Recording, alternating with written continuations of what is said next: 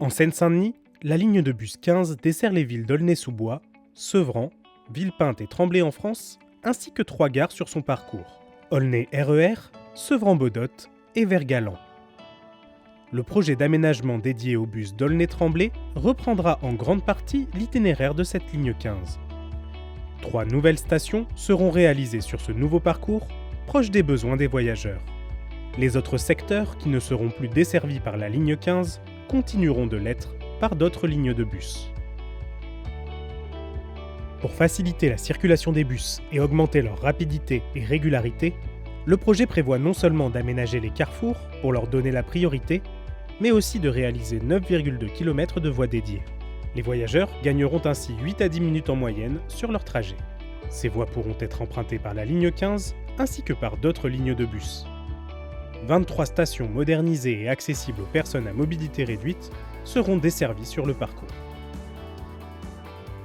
Le projet s'accompagnera aussi d'aménagements cyclables le long des voies de bus ou dans les voies de circulation à vitesse modérée et encouragera ainsi les modes de déplacement respectueux de l'environnement.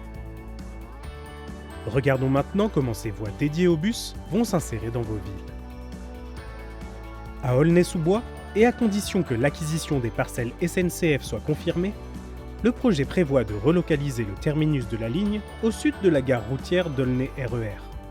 Dans cette perspective, différents aménagements sont à l'étude, comme la construction d'un pont parallèle au pont existant, au niveau de la Croix-Blanche. Ce nouveau pont accueillerait une voie dédiée aux bus dans un sens de circulation et des aménagements en faveur des mobilités douces. Sur la route de Mitry, à Aulnay-sous-Bois, en amont du carrefour de l'avenue de l'Ormetot, l'emprise ne permet pas d'aménager 2 voies dédiées aux bus. Une seule voie dédiée sera donc aménagée. Dans un premier temps, la voie sera empruntée par les bus allant vers Aulnay, tandis que les bus allant vers Tremblay rouleront dans la circulation générale. Cette répartition sera inversée au niveau du cimetière.